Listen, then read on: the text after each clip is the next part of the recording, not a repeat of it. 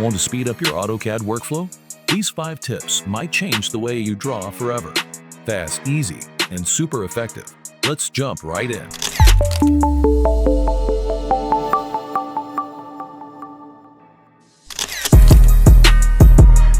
If you're still filleting corners one by one like this, stop. That takes way too long. Here's a faster way. First, join all the lines into a single polyline using the join command. Then press F for fillet, press R to set the radius, and enter your desired value. Now press P to select the polyline, and just like that, every corner is filleted in one step. Fast, simple, and efficient. Still moving and extending lines manually one by one like this? That's just not efficient. Here's a better way. First, select the object or drawing area you want to stretch. Then press S for stretch. Next, click the base point, move it to the new location. And done. You now have full control to stretch your drawing just the way you need it, much faster and way more efficient. Trimming lines outside a rectangle one by one?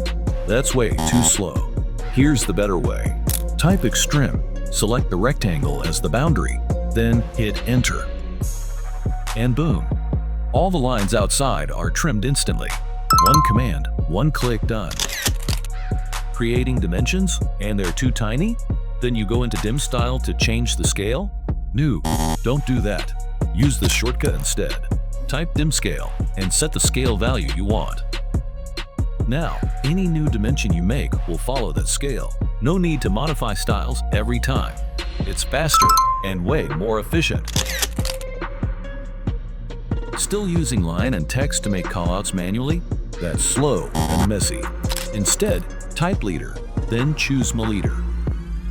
Click on the object you want to call out, type your label, and you're done. It's cleaner, faster, and looks way more professional. And that's it, 5 AutoCAD tips to boost your speed and workflow. If you found this helpful, hit like, leave a comment, and don't forget to subscribe for more quick CAD tips. See you in the next video.